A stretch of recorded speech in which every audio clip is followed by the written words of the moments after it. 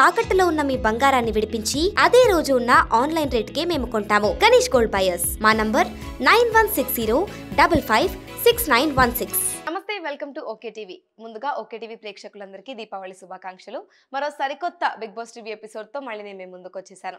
So మనం Friday వరకు చూసాము, అంతా బాగానే జరిగింది. సాటర్డే ఎపిసోడ్, సండే ఎపిసోడ్ ఎలాగో మనకి ప్రాపర్గా నాగార్జున గారు మంచి ఫీస్ట్ పెడతారని అయితే తెలిసిన విషయమే.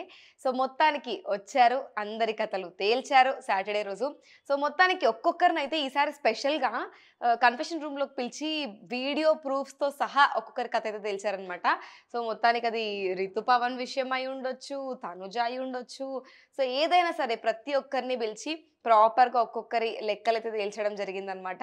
సో సాటర్డే ఎపిసోడ్ ఫన్గా కొంచెం అన్ని విషయాలైతే క్లియర్ చేసుకున్నారనమాట. అసలు ఎగ్జాక్ట్లీ ఏం జరుగుతుంది, ఎవరెవరి గురించి ఏమనుకుంటున్నారు, అసలు ఎగ్జాక్ట్లీ వెనక ఏం మాట్లాడుతున్నారు, ముందు ఏం జరుగుతుంది, ప్రతిదీ కూడా డీటెయిల్గా అన్నీ తెలుసుకున్నారనమాట. సో ఇప్పుడు మనం the most weighted episode Sunday episode గురించి మాట్లాడుకున్నట్టయితే, సో సండే రోజు చాలా మంది సెలబ్రిటీస్ రావడం జరిగింది, ఫన్గా ఉండింది. సో మొత్తానికి ఆడుతూ పాడుతూ సండే ఎపిసోడ్ అయితే స్టార్ట్ చేసేసారు. ఎలాగో మనకు తెలిసిందే సండే అంటే ఫన్నే కాదు, మనకి ఎలిమినేషన్ కూడా అని చెప్పేసి. సో మొత్తానికి సండే ఎపిసోడ్ స్టార్ట్ అయిపోయేసరికి హ్యాపీగా అందరూ మంచిగా చక్కగా రెడీ అయిపోయి, దివాళీ స్పెషల్ ఎపిసోడ్ కాబట్టి సో మొత్తానికి స్టార్ట్ చేశారు, డాన్స్ చేస్తున్నారు. సో అన్ని బాగానే జరిగాయి. సో మొత్తానికి ఇప్పుడు ఈ 6 మెంబర్స్లో మనం ఎవరు ఎలిమినేట్ అవుతారు అని అందరూ టెన్షన్ అయితే పడ్డారనమాట. సో స్టార్టింగ్ నార్మల్గా ఇప్పుడు ఒక్కొక్కరిని సేవ్ చేసుకుంటూ వెళ్తున్న దాంట్లో ఫస్ట్ చేసి మన సుమన్ శెట్టి సేవ్ అయిపోయాడు, నెక్స్ట్ తనూజ, తర్వాత దివ్య, తర్వాత మన డీమన్ పవన్, వీళ్ళందరూ అయితే సేవ్ అయిపోయారనమాట. లాస్ట్కి మిగిలింది మనకి మన భరణి అండ్ రాము రాథోడ్ మాత్రమే. సో ఇప్పుడు యాక్చువల్గా నేను ఎక్కడ సర్ప్రైజింగ్ ఉన్నాను అంటే నేను డే 1 నుంచి చెప్తూ వస్తున్నాను, భరణి ఖచ్చితంగా లాస్ట్ వీక్ వరకు ఫైనల్స్లోకి వెళ్ళి గెలిచే ఛాన్సెస్ కూడా ఉన్నాయి అన్నట్టు మనం ఫస్ట్ 2 వీక్స్ అయితే కంప్లీట్గా మాట్లాడుకున్నాం. కానీ ఇక్కడ మనం ఒక్కటి ఆలోచించాల్సిన విషయం ఏంటంటే, భరణి గేమ్ అనేది గ్రాఫ్ చాలా పడిపోయింది స్టార్టింగ్ నుంచి చూసుకుంటే.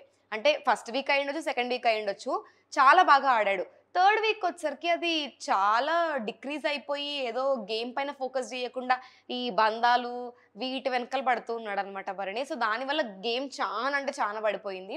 సో మొత్తానికి ఇప్పుడు కంపేర్ చేసుకుంటే రాము రాథోడ్ ఫస్ట్ 3 వీక్స్ అంతగా ఏం పెద్దగా గేమ్ ఆడినట్టు నాకు కనపడలేదనమాట. కానీ ఎప్పుడైతే థర్డ్ వీక్ అలా వచ్చిందో, దాని తర్వాత క్రాస్ అయ్యిందో, అక్కడ నుంచి రాము రాథోడ్ గ్రాఫ్ చాలా ఇంక్రీజ్ అయిపోయింది అనమాట. మొత్తం రోల్స్ అయితే రివర్స్ అయిపోయినాయి. సో రాము బాగా ఆడడం స్టార్ట్ పెట్టాడు. మనం స్టార్టింగ్ నుంచి ఒక విషయం ఏం ఆలోచించాలి అంటే, ఎస్పెషలీ భరణికి మోస్ట్లీ పబ్లిక్ ఓటింగ్స్ అన్ని కూడా సీరియల్ వల్లనే వచ్చింది. అంటే సీరియల్ ఫ్యాన్స్ ఎవరైతే ఉంటారో వాళ్ళందరూ కూడా భరణికి ఓట్ చేయడం జరిగింది. ఎందుకంటే మనకు తెలిసిందే భరణి ఈస్ క్వైట్ ఫేమస్ అని చెప్పేసి సీరియల్స్లో. సో మొత్తానికైతే ఇలా రాముకి అప్పుడు ఓటింగ్స్ రాకపోవడం అయి ఉండొచ్చు, ఇప్పుడు భరణికి ఫుల్ సీరియల్ ఫ్యాన్స్ అయి ఉండొచ్చు, లేకపోతే ఆయన ఆడిన గేమ్ ప్లే అయి ఉండొచ్చు, ఈ మిడిల్లో డిస్టర్బెన్సెస్ అయి ఉండొచ్చు, దానివల్ల ఆయన గ్రాఫ్ అయితే చాలా డ్రాస్టిక్గా పడిపోయింది. సో మొత్తానికి ఇలా లాస్ట్కి వీళ్ళిద్దరైతే ఉండిపోయారు. మిడిల్లో మంచి గేమ్స్ ఆడుకున్నారు, ఒక్కొక్కరి ఫ్యామిలీతో వీడియో మెసేజెస్ కూడా పంపించారు, వాళ్ళు దాన్ని వినడం జరిగింది, అంతా హ్యాపీగానే నడిచిందనమాట. సో మొత్తానికి ఇలా లాస్ట్కి అయితే మనం ఒకసారి సాటర్డే ఎపిసోడ్ గురించి కూడా మాట్లాడినట్టయితే, ఒక్కొక్క వైల్డ్ స్టార్మ్కి ఒక్కొక్క పవర్ అయితే ఇచ్చారన్న విషయం మనకు తెలిసిందే. సో నేనేమనుకున్నానంటే, ఇప్పుడు సండే ఎపిసోడ్కి సాటర్డే ఎపిసోడ్కి ఎలాగో కనెక్షన్ ఉంటుంది కాబట్టి మనకి ఇప్పుడు వైల్డ్ కార్డ్స్ ఎవరైతే వచ్చారో వాళ్ళతో ఆ పవర్స్ ఏదైతే ఉందో వాళ్ళు సండే రోజు దీన్ని ఉపయోగించి వాళ్ళని సేవ్ చేసే ఛాన్సెస్ అయితే ఉంటాయని నేను అనుకున్నాను.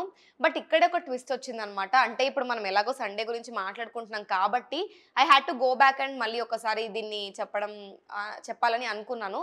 సో మొత్తానికైతే సాటర్డే రోజు ఎవరి దగ్గర అయితే పవర్ ఉందో వాటన్నిటిని కూడా అది డిజర్వింగ్గా కాదా అన్న పాయింట్ పైన కూడా ఒక డిస్కషన్ జరిగిందనమాట. సో మొత్తానికైతే క్రౌన్ ఎవరి దగ్గర ఉండాలి, ఆ పవర్కి ఎవరు ఎలిజిబుల్ అన్న దాన్ని కూడా ఆలోచించారనమాట. సో మొత్తానికైతే రమ్య కూడా ఎలిజిబుల్ అని తెలిసి అలా మల్టిపుల్ పీపుల్ దానికి ఎలిజిబుల్ అనేది చెప్పారనమాట. కానీ ఇక్కడ మనం మోస్ట్లీ చూసుకున్నట్టయితే మాధురికి ఆ ఎలిజిబిలిటీ దక్కలేదు. సో మొత్తానికి దీన్ని ఇక్కడ పక్కన పెట్టేస్తే ఎవరు ఎలిజిబుల్ ఎవరు కాదు అన్నది పక్కన పెట్టేస్తే, ఇప్పుడు మనం సండే ఎపిసోడ్ గురించి మాట్లాడుకుంటున్నాం కాబట్టి, సో ఎలిమినేషన్ ప్రక్రియలో ప్రతిదీ కూడా ప్రాపర్గానే జరిగిపోయింది. కానీ ఇక్కడ యాక్చువల్గా ఇంకొంచెం పవర్ ఉండింటే గనక ఫైర్ స్టార్మ్స్లో మేబీ ఇక్కడ ఇంకా భరణికి స్కోప్ ఉండేదేమో అని నాకు అనిపించింది. కానీ టు మై సర్ప్రైజ్ నేను నిజంగా ఎక్స్పెక్ట్ చేయలేదు భరణి ఎలిమినేట్ అవుతాడని. నేను అనుకున్నాను సరే ఇంకా సుమన్ శెట్టి ఎలాగో ఫస్ట్ వీక్ నుంచి ఎలిమినేషన్స్లో ఉన్నారు కాబట్టి, అండ్ అన్ఫార్చునేట్లీ ఆయన నామినేషన్లో ఉన్నాక క్యాప్టెన్ అయ్యాడు. సో అక్కడ ఏం పెద్దగా మనకి లేదు. సో నేనేమనుకున్నాను పక్కా సుమన్ అయితే ఎలిమినేట్ అవుతారు, లేకపోతే ఇంకా మేబీ తనుజ ఆర్ డీమన్ అవుతారు అనుకున్నాను. కానీ నేను అస్సలు భరణి అవుతాడని అనుకోలేదు. అంటే రాము కూడా అంతే స్కోప్ ఉండింది ఎలిమినేట్ అవ్వడానికి. బట్ ఏదో ప్రాపర్గా అయితే అన్యాయం జరిగిందని నాకు అనిపిస్తుంది. ఇదైతే ఫెయిర్ గేమ్ కాదని అనిపిస్తుంది. ఎందుకంటే లాస్ట్కి వచ్చేసరికి ఈవెన్ దో ఆయన గ్రాఫ్ పడిపోయినప్పటికి కూడా ఆయన ఏ టాస్క్ పెట్టినా గట్టి పోటీనే ఇస్తాడు. మేబీ ఆ మిడిల్లో ఆ బంధాలు అవన్నీ పక్కన పెట్టేస్తే ప్రాపర్గా ఒక గేమ్ వచ్చినప్పుడు, ఫిజికల్ టాస్క్లు వచ్చినప్పుడు భరణి 100% ఇస్తాడు. భరణి బ్రెయిన్ పెట్టి ఆడతాడు. సో నాకు కొంచెం ఎక్కడో అన్ఫేర్ జరిగింది అని నాకు అనిపిస్తుంది. మొత్తానికైతే లాస్ట్కి భరణి అయితే ఎలిమినేట్ అవ్వడం జరిగింది.